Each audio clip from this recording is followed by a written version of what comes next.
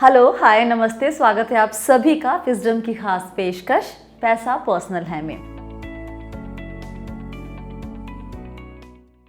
आज हम बात करेंगे इनकम टैक्स रिटर्न फाइल करते वक्त जो हम गलतियां करते हैं ना, उसके बारे में।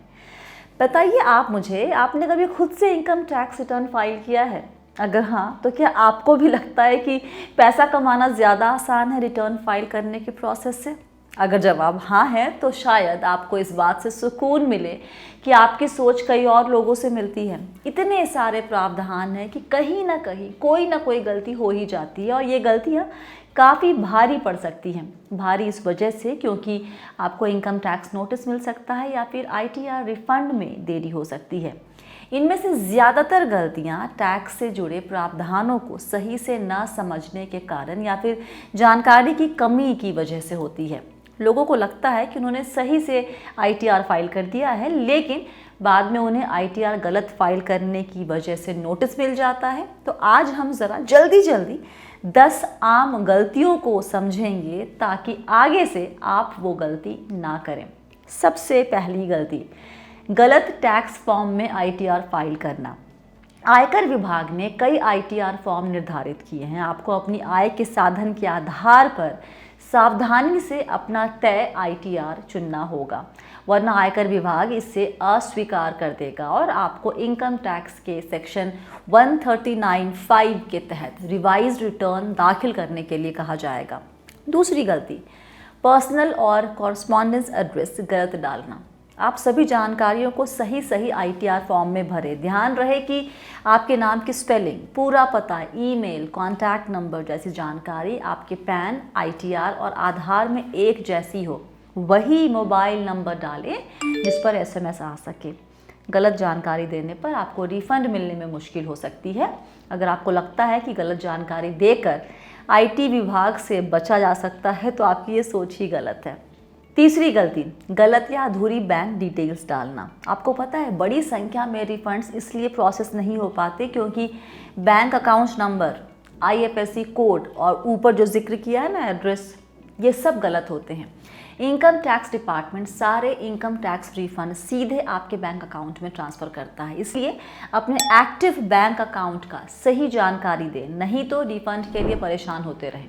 एक और बात, इसको आपको ख्याल में रखना है, रिफंड के लिए तो आप एक्टिव बैंक अकाउंट की जानकारी देंगे ही, साथ ही अगर आपके पास एक से अधिक बैंक अकाउंट हैं तो जितने भी बैंक अकाउंट हैं सभी की जानकारी आपको देनी होती है। चौथी गलती, पोस्ट ऑफिस सेविंग अकाउंट और सेविंग बैंक अकाउंट से मिले ब्याज का ब्यौरा ना देना। इनकम टैक्स रिटर्न भरते वक्त बचत खाते पर मिलने वाले ब्याज को ज़रूर दिखाएं। अगर आप अपनी इस आय को नहीं दिखाते हैं तो इसे टैक्स चोरी के तौर पर देखा जाएगा और आपके खिलाफ कार्यवाही की जा सकती है। जबकि अगर आप इस ब्याज को अपनी ITR में दिखाते हैं तो इनकम टैक्स के सेक्शन 80TTA के द्वारा आप इस ब्याज पर 10,000 तक की छूट का लाभ उठा सकते हैं, इसलिए इस आय को नहीं छुपाइए। पांचवी गलती, पिछली नौकरी की कमाई की डिटेल ना देना। आयकर रिटर्न भरते वक्त ध्यान रखें कि यदि आपने फाइनेंशियल ईयर में एक नौकरी छोड़कर दूसरी ज्वाइन की है तो रिटर्न भरते वक्त दोनों कंपनियों से हुई आय का विवरण ITR में दें। ऐसे में ज़रूरी है कि आप अपनी पिछली और वर्तमान दोनों ही कंपनियों से फॉर्म 16 अवश्य लें। फॉर्म 16 सुनिश्चित करता है कि आपके रिटर्न में कम से कम समय लगे और उसमें कम से कम गलतियां हों। अगर आपने ITR में पिछली जॉब से आमदनी का जिक्र नहीं किया है तो आपकी TDS सर्टिफिकेट फॉर्म 16 और फॉर्म 26AS में अंतर देखने को मिल सकता है। छठी गलती, टैक्स फ्री आमदनी का जिक्र नहीं करना। एक करदाता के रूप में आपको हर तरह की आमदनी की जानकारी आयकर विभाग को देनी है, भले ही आमदनी टैक्स से मुक्त क्यों ना हो। किसी वित्त वर्ष में PF पर मिले ब्याज या टैक्स फ्री बॉन्ड से आमदनी के बारे में आपको ITR में जानकारी देनी चाहिए। या फिर आपने घर बेचा और जो पैसे मिले उसे आपने तय समय के भीतर ही दूसरा घर ले लिया तो कैपिटल गेन जो आपको हुआ था घर बेचने पर, उस पर टैक्स नहीं लगेगा as per the section 54 of the income tax act 1961। However, one must disclose this transaction properly in the ITR। सातवीं गलती, माइनर बच्चे की कमाई को खुद की कमाई से क्लब ना करना। Under section 64(1)(a) of the income tax act 1961 minor बच्चे की कमाई को पेरेंट्स के टोटल इनकम में इंक्लूड करना होता है कुछ हालातों में।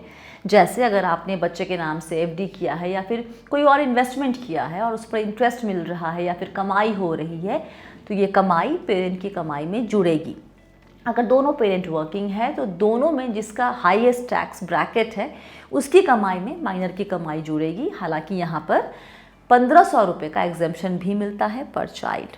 8वीं गलती, म्यूचुअल फंड स्विच करते वक्त कैपिटल गेन्स को रिपोर्ट ना करना। जब आप एक म्यूचुअल फंड स्कीम से दूसरी म्यूचुअल फंड स्कीम में स्विच करते हैं तो ये बैंक स्टेटमेंट में रिफ्लेक्ट नहीं होता है। तो यहाँ जो मुनाफा होता है उसका इनकम टैक्स रिटर्न में जिक्र करना कई लोग भूल जाते हैं, तो भूलने की गलती ये ना करें, उसे भी ज़रूर दिखाएं। 9वीं गलती, फॉर्म 26AS से अपनी आय को मैच ना करना। फॉर्म 26AS इंग्लिश में इसे टैक्स क्रेडिट स्टेटमेंट कहते हैं और हिंदी में वार्षिक सूचना विवरणी। ये फॉर्म किसी विशेष वर्ष के लिए करदाता यानी टैक्स पेयर की पूर्ण सूचना यानी प्रोफाइल बताता है। आपकी आय पर काटे गए TDS के भुगतान की सभी जानकारी दे देता है। अपना टैक्स रिफंड क्लेम करने से पहले इसे ज़रूर जांच लें। यह टैक्स कैलकुलेशन में किसी भी तरह की गलती से आपको बचाएगा, जिससे आप एक सही टैक्स रिटर्न फाइल कर पाएंगे। इसलिए फॉर्म 26AS अवश्य डाउनलोड करें और अपनी आय को उससे मैच करें। 10वीं और आखिरी गलती आज के लिए, टैक्स रिटर्न को वेरीफाई ना करना। कई लोगों को लगता है कि टैक्स रिटर्न भरने के बाद उनका काम ख़त्म हो गया, लेकिन आपको टैक्स रिटर्न फाइल करने के बाद उसे वेरीफाई भी करना होता है। आप अपने इनकम टैक्स के ई-फाइलिंग पोर्टल से अपने टैक्स रिटर्न को ई-वेरीफाई कर सकते हैं या फिर CPC बेंगलुरु भेजकर भी उसे वेरीफाई करवा सकते हैं। याद रखें कि ITR वेरीफाई करने के लिए आपके पास रिटर्न फाइल करने के बाद अगले 120 दिन का समय होता है। फिलहाल के लिए इतना ही। उम्मीद कि आज वीडियो में दी गई जानकारी आपके बहुत ही ज़्यादा काम आएगी। मिलते हैं जल्दी ही नए वीडियो के साथ। नमस्कार।